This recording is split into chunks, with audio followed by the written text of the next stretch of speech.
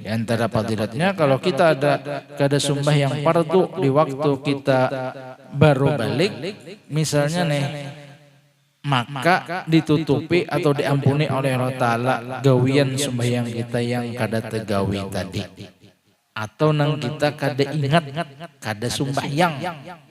A'udzubillahi minasyaitonirrajim. Bismillahirrahmanirrahim. Alhamdulillahirabbil alamin wassalatu wassalamu ala asyrafil anbiya'i wal mursalin Sayyidina wa nabiyyina maulana Muhammadin wa ala alihi wa sahbihi ajma'in. Subhanaka la ilma lana illa ma 'allamtana innaka antal alimul hakim. La haula wa la quwwata illa billahil aliyyil azim al azizil alim adada kulli harfin kutiba wa yuktabu abadal abidin. Radhiyallahu radhiyallahu anhu wa ankum wa anil muslimin wa qala radhiyallahu anhu. Salat kafarat ini adalah salah satu daripada pekerjaan atau amaliyah yang dilakukan oleh salafun soleh kita, yang biasa dikerjakan di akhir daripada Jumat bulan Ramadan. Berhubung esok adalah hari Jumat di tanggal 23 Ramadan. Nah, jadi kenapa disampaikan malam ini? Karena kalau pina Ramadan tahun ini kita 29 hajat, berarti Jumat dudinya hari raya. Jadi kita bacakan supaya mudahan kawa esok tu nama gawi. Misalnya pangguru ternyata setelah Ru'yatul Hilal kena di hari Kamis, mungkin ternyata bulan kada terlihat, taka Jumat juga misalnya anu genap 30 Ramadan. Nah maka gawe pulang bahasa suai Jumat kenanya tuh, misalnya ini jaga-jaga kalau pina Ramadan ini 29 hari Kamis, amun kita kada menggawe pas luput, ya kah? Nah, jadi ini gawian yang digawi oleh salafun soleh kita, terlebih yang biasa dikerjakan oleh para Bani Alawi, bukan zuriat Rasulullah, yang apa bahasanya itu pencetusnya Al-Fahrul Wujud daripada Syekh Abu Bakar bin Salim, Said Abu Bakar bin Salim. Nah, jadi sidin ini yang apa bahasa kita tuh memulayakan dan melajimakan untuk menggawi daripada sholat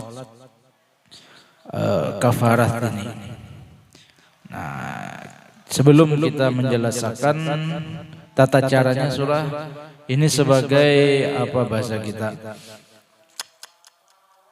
pengetahuan lawan kita bahwa yang dimaksud salat kafarat ini adalah sembahyang yang kita kerjakan untuk menebus daripada salat atau sembahyang-sembahyang yang mungkin ada kita nang di luar sepengetahuan kita, di luar misalnya ingatan kita, ada kita tuh kada tegawi sembahyang fardu. Apabila kah misalnya dulu nih pemahaman sembahyang kafarat nih. Nah, untuk menjaga hal yang kayak itu, maka salafun soleh kita, orang-orang dahulu mengerjakan sembahyang ini untuk jaka bahasa kita tuh kafarat daripada sembahyang nang kita kada tahu atau kada ingat kada tegawi. Nah, Beda masalah sesuai apabila kita ingat kada sembahyang beberapa kali misalnya. Nah ini kada kawa ditebus dengan sembahyang kafarat ini. Harus dikodok mun kita ingat misalnya. Oh bulan anu semalam aku kada sembahyang. Kasih sibukan misalnya nih. Dan kita sadar dan kita ingat. Misalnya 3 hari kada sembahyang. Kelima waktunya. Nah ketika ingat. Kita kada sembahyang tadi, maka wajib mengqadha nang 3 hari kada sembahyang kita tinggalkan secara sadar. Maksud sembahyang kafarat ini kalau pina ada nang kita kada ingat kada sembahyang. Jadi sembahyang kafarat ini menebus daripada sembahyang nang kada kita gawi lantaran mungkin kita kada ingat kada tegawi sembahyang. Sudah kau membedakan kalau ada nang tadi kada tegawi sembahyang tapi inya ingat suai dan sadar 3 hari kada sembahyang fardu, inya ingat dan sadar, maka mengqadhanya 3 hari jua kada kawa digawi dengan sembahyang kafarat ini. Sembahyang kafarat ini dikerjakan kenapa? Karena kita penjagaan kalau pina ada nang sebelum Ramadan di bulan-bulan nang terdahulu ada kita nang kada ingat kada sembahyang. Kada ingat bahwa surang kada sembahyang mungkin kayak itu. Lalu sembahyang kafarat ini sebagai penebusnya. Mintu tuh dulu tuh. Ya kah mempahamakan artinya munya dasar surang ingat kada sembahyang kada kawa harus dikodok sesuai berapa kali nang surang ada sembahyang. Ada kafarat ini kita kada ingat atau menjaga kita atau ragu-ragu kita mungkin aku rasanya kada ingat anu kada sembahyang juhur nang hari anu misalnya. Tapi ragu-ragu entah tegawe entah kada. Nah ini kafarat sembahyang kafarat ini sebagai tebusannya oleh salafun soleh kita terdahulu. Ulama berbeda pandangan tentang hukum melakukan sholat kafarat ini antara yang membolehkan dan yang mengharamkan. Pandangan yang membolehkan diantaranya karena pertimbangan sebagai berikut. Al-Qadhi Husain membolehkan mengqadha sholat fardu yang diragukan ditinggalkan ya tadi toh taswirnya rasa ingat rasa kada pernah tertinggalkan sembahyang ya kan. Ujar Sidin, bila seseorang mengqadha salat fardu yang ditinggalkan secara ragu, maka yang diharapkan dari Allah salat tersebut dapat mengganti kecacatan dalam salat fardu atau paling tidak dianggap sebagai salat sunat.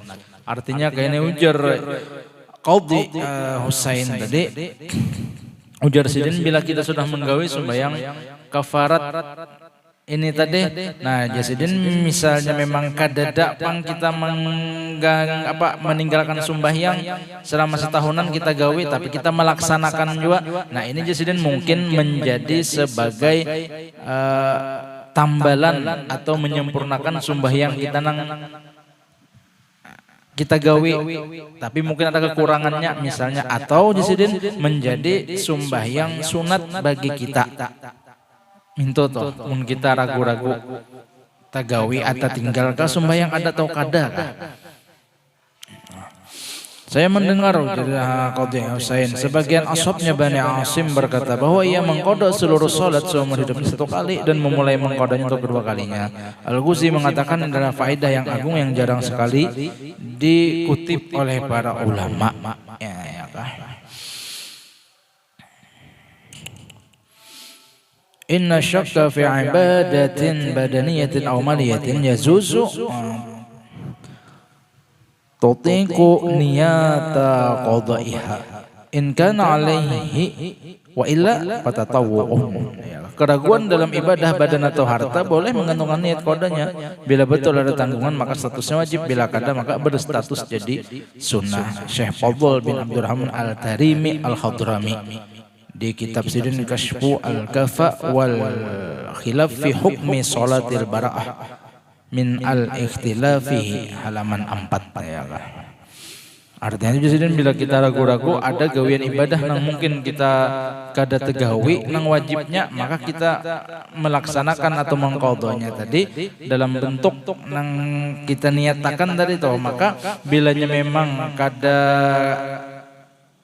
menggawi kita yang atau memang kita tertinggalkan, maka itu sebagai balasan atau sebagai apa gantinya.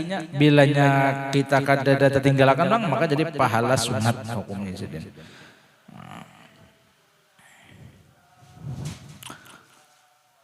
Kemudian di antara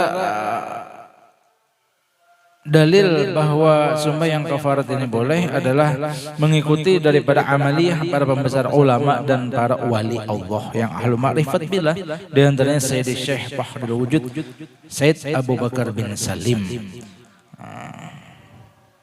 Di antaranya pulang Said Ahmad bin Hasan Al-Attas. Kemudian di antaranya pulang Imam Ahmad bin Zain Al-Habsyi dan banyak yang lainnya. Salat tersebut rutin dilakukan dan dihimbau oleh para pembesar ulama di Yaman. Bahkan di Masjid Yajabit Yaman, salat kifarat ini dilakukan secara berjamaah mengikuti amaliyah para wali dan ulama arifin yang nama ma'rifat tanpa diketahui bahwa dalil isbatnya dari hadis Nabi. Meskipun kadada apa tulisan hadis yang sampai ke kita, tulisannya nih sudah cukup untuk menjadi hujah membolehkan sholat kifarat ini. Syekh Abdul Wahab Asy-Sya'rani dalam kitab Sidin Tanbihul Mughtarin sebagaimana dikutip dalam Kashful Al-Akhfa tadi mengatakan,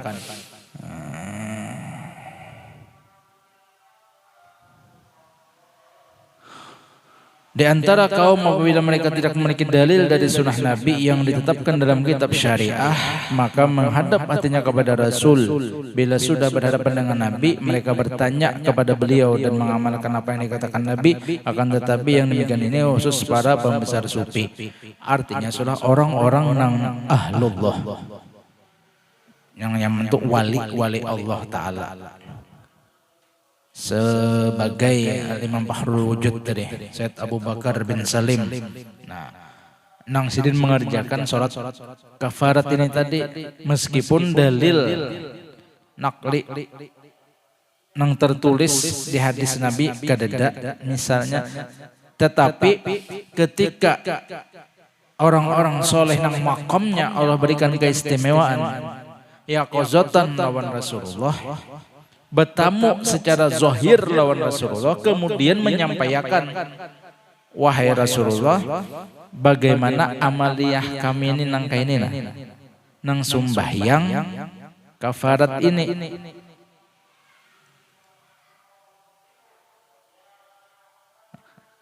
Ketika Rasulullah mengizinkan mengerjakan itu, maka orang-orang wali Allah Ta'ala tadi, semisal Syekh Fahrul Wujud Abu Bakar bin Salim tadi, maka sidin kerjakanlah meskipun kita kadang menemui misalnya hadis dari Rasulullah, tetapi sidin dalam kedudukan sidin sebagai wali Allah dan ya qazatan lawan Rasulullah menyampaikan amaliyah ini.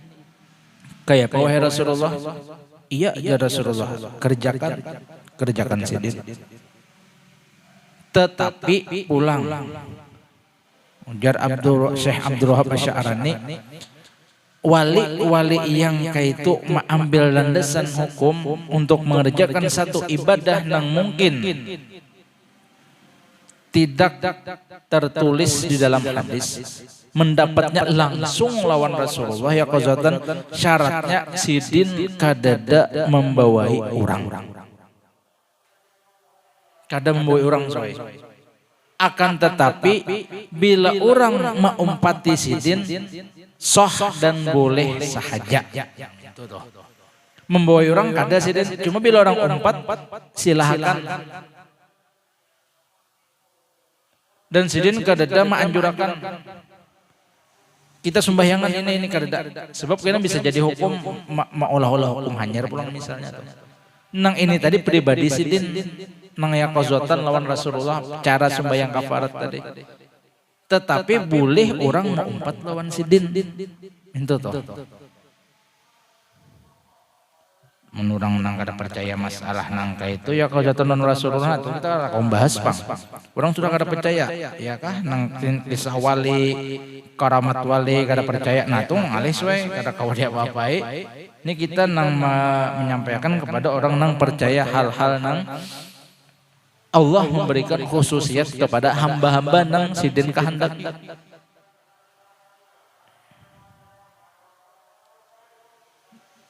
Dan selama itu lain perkara wajib, artinya itu kada menambah-nambah nang wajib kada apa-apa. Iya kah? Ini sebagai dalil bahwa bujur nang digawi itu tuh dulu ya kah?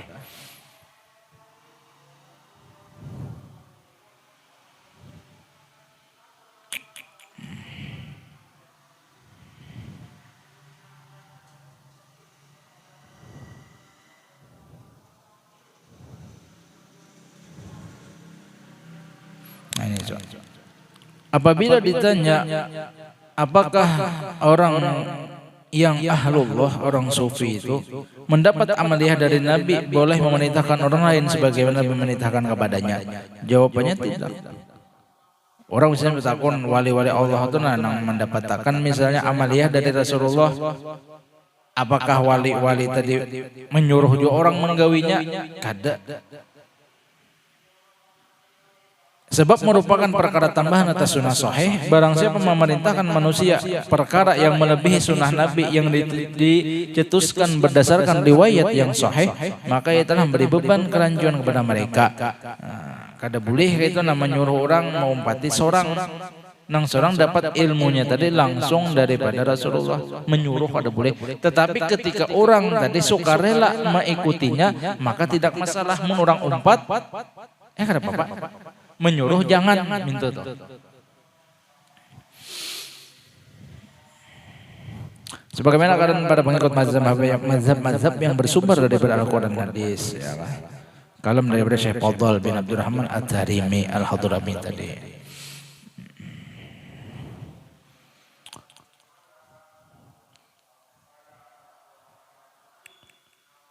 Syekh Abdurrahman bin Syekh Ahmad Bawazir sebagaimana dikutip dalam kitab Al-Kashaf Al-Khafa mengatakan, tidak ada keraguan lagi bahwa Al-Arif Billah Fakhrul Wujud Syekh Abu Bakar bin Salim adalah termasuk tokoh yang mengikuti amaliyah salat kafarat ini tadi. Sebab orang yang ahli ma'rifat tidak terikat dengan mazhab tertentu, seperti keterangan dalam kitab Al-Ibrisnya Syekh Abdul Aziz Al-Dabbagh. Bahkan beliau mengatakan sesungguhnya mazhab wali yang Arif Billah itu lebih kuat dibandingkan dengan mazhab empat. Ya kan?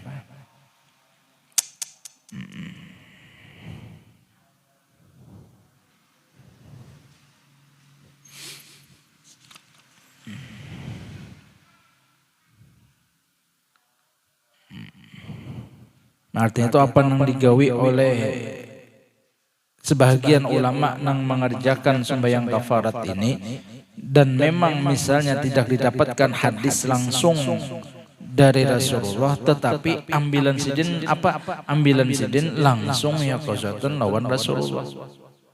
Nah itu sebabnya sesuai kenapa ujar Allah ya Bapak Haji Uru Jode nih waktu belajar Ihya ujar sidin, kenapa kitab Ihya Imam Ghazali ini sering hadis-hadisnya itu dipertanyakan atau bahkan dihukumkan dhaif oleh para orang nang kada sejalan lawan Imam Ghazali. Kenapa ujar sidin? Sebab Imam Ghazali itu banyak langsung mendengar hadis Nabi tadi dari Rasulullah langsung.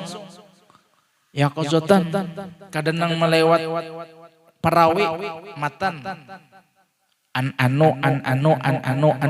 Abi Hurairah radhiyallahu anhu anin Nabi sallallahu alaihi wasallam qala rasul ini itu kan matan rawinya ada Imam Ghazali terkadang langsung hadis ini di kitab hadis nang Mu'tabar Kutubus Sittah kadeda hadis itu ditemukan. Lalu orang nanggar sejarah naon sidin memadahkan Imam Ghazali hadisnya dhaif, bahkan ada memadahkan ada pada sidin dengan kehendak Allah Ta'ala hanya itu maksudnya asalnya itu sesuai kada percaya lawan wali-wali Allah memberikan keistimewaan ketika Imam Ghazali Allah Ta'ala menghendaki untuk kawa ya qazatan lawan Rasulullah dan kau bertakun masalah lawan Rasulullah secara langsung di isi di kitab Ihya minta toh. Nah kemudian cara sholat kafarat tadi ini ada dua apa namanya dua kaifiat dua cara yang biasa digawi daripada Bani Sadat bukan habaib itu dengan cara sumbahyangnya tadi dikerjakan habis sholat Jumat di akhir Jumat Ramadan. Jadi esok tuh mun hendak menggawi silahkan. Kenapa? Kita menjaga kalau pina Jumat itu esok tuh hidup 23 tuh Jumat akhir Ramadan. Kenapa? Sebab kalau pina di Ramadan tahun ini jumlah harinya 29 saja. Bila 29 berarti sampai hari Kamis. Jumat kainanya hari raya berarti terakhir esok tuh Jumat di bulan Ramadan. Jadi gawi aja dulu. Misalnya pengguru ternyata Ramadannya genap 30 hari, berarti Jumat kaina gawi pulang. Jaga-jaga kalau pindah Jumatnya 29 apa Ramadannya 29 aja. Jadi dua kaifiat cara sembahyang kafarat tadi. Yang pertama sulah sembahyangnya habis sembahyang Jumat. Nah, caranya dengan sembahyang 5 waktu. Zuhur, Asar, Maghrib, Isya, Subuh. Usalli fardhu zuhri 4 rakaatin qadaan lillahi ta'ala. Tentu niatnya itu dalam hati sejak sembahyang fardhu zuhur 4 rakaat mengqadha karena Allah Ta'ala. Tuntung zuhur bangun pulang sembahyang asar. Niatnya usalli fardhul asri 4 rakaatin qadaan lillahi ta'ala. Tuntung asar maghrib pulang gawe usalli fardhul maghrib 3 rakaatin qadaan lillahi ta'ala. Saja aku sembahyang fardhu maghrib 3 rakaat mengqadha karena Allah Ta'ala. Tuntung sampai maghrib isya pulang gawe usalli fardhul isya 4 rakaatin qadaan lillahi ta'ala. Saja aku sembahyang isya 4 rakaat mengqadha karena Allah Ta'ala. Tuntung isya hanya subuh usalli pada subhi rakaataini qadaan lillahi ta'ala. Saja aku sembahyang subuh 2 rakaat mengqadha karena Allah Ta'ala. Tuntung habis. Ini kaifiat yang pertama sembahyang kafarat. Digawe sembahyang 5 waktu tadi. Mulai dari zuhur, asar, maghrib, isya, subuh setelah sembahyang Jumat.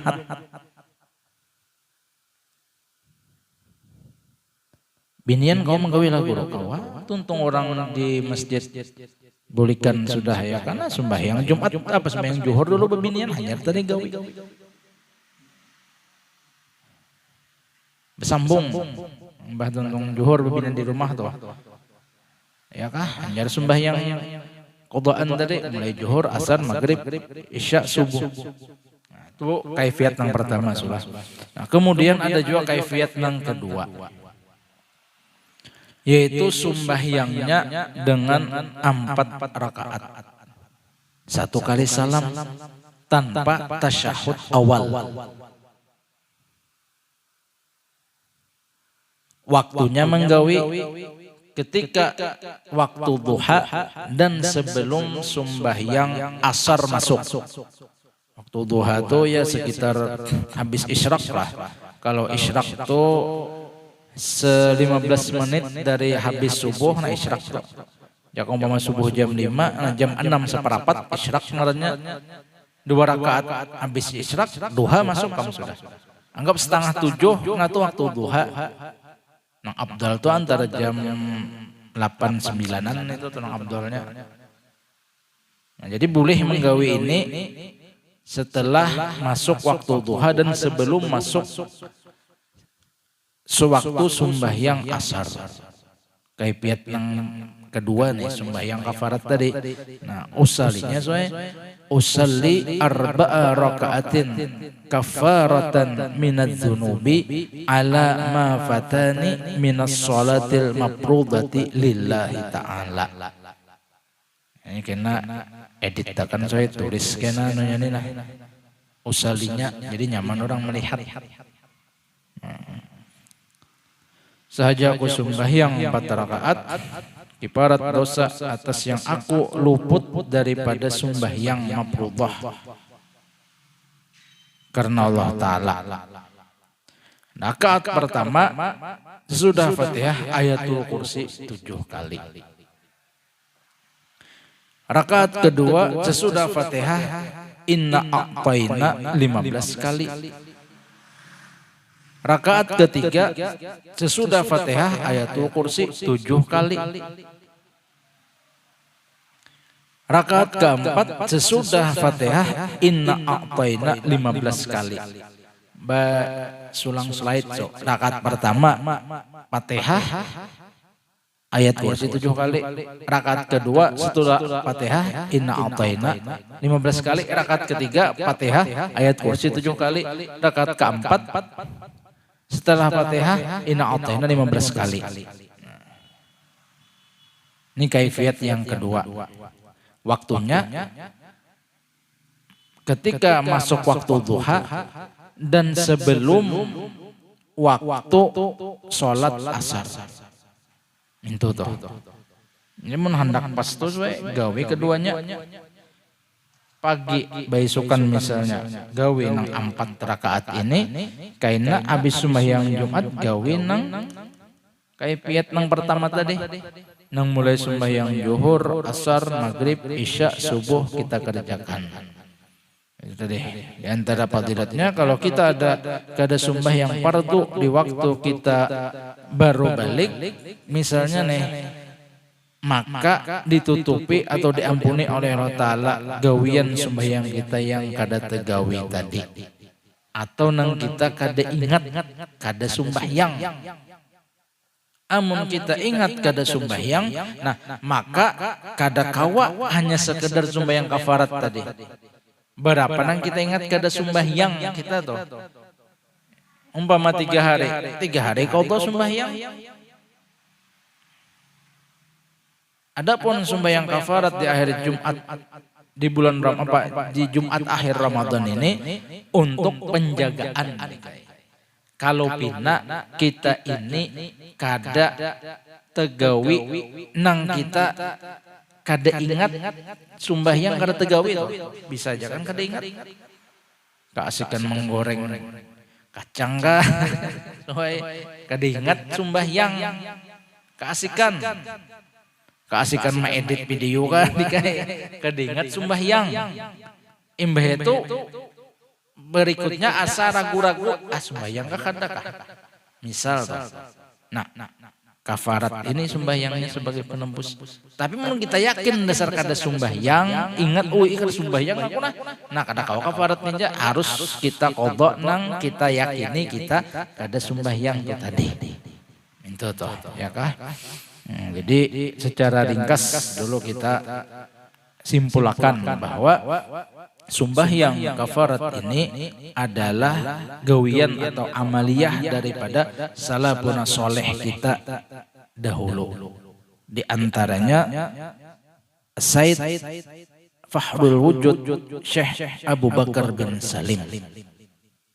Nah, meskipun dalilnya tidak terdapat dalam tertulis di hadis, tetapi ujar Syekh Abdul Wahab Asy'arani, orang-orang wali-wali Allah Ta'ala itu bisa mengerjakan sesuatu nang diambil sidin langsung ketika ia qazatan lawan Rasulullah. Syaratnya sidin kada boleh menyuruh orang mengumpati gawian sidin tadi. Tetapi boleh apabila orang hendak mengumpati sidin. Kau membedakan kalau sidinnya kada boleh membawai orang, tetapi orang boleh umpat lawan sidin.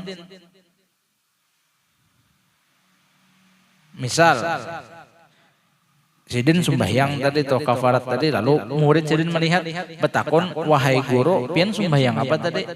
Ya sidin, aku sembahyang kafarat. Nang dalilnya ini ku dapatkan langsung dari Rasulullah.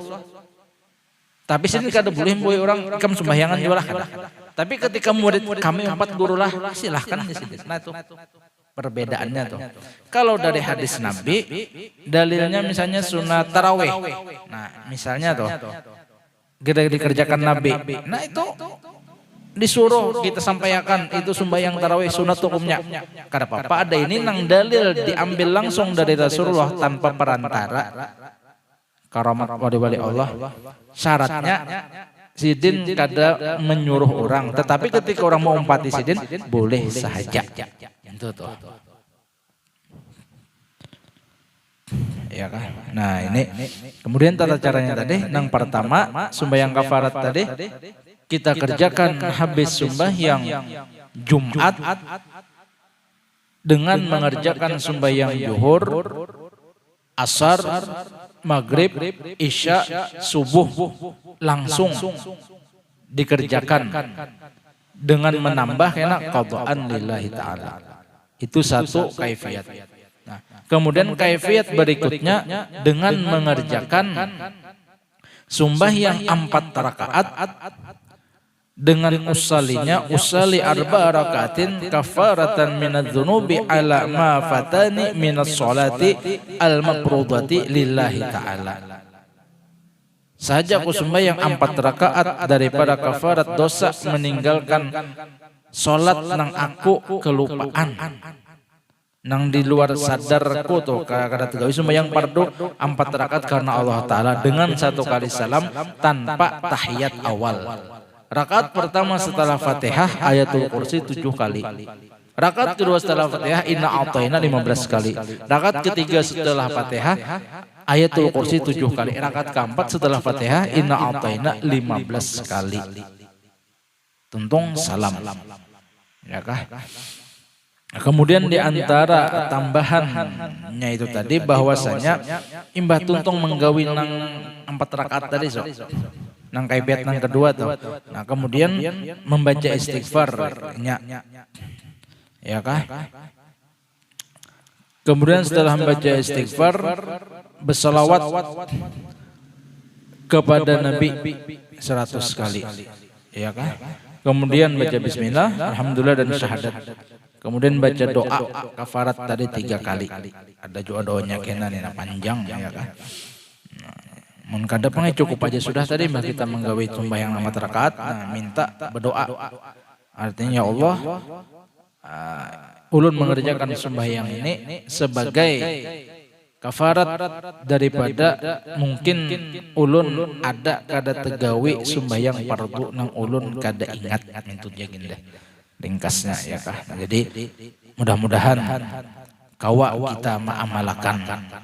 Nah, esok kita kerjakan. Kenapa? Karena kalau pina Ramadan ini sampai 29 aja. Sampai hari Kamis Dudi. Amunnya kada kita gawe esok Jumat luput tam. Nah, tetapi ketika misalnya Ramadan ini genap 30 hari Bang, nah silahkan aja pulang Jumat Dudi digawi sembahyang ini. Nah, mudah-mudahan kita beratan kawa ma'amalakan amin ya rabbal alamin wallahu alam bisawab.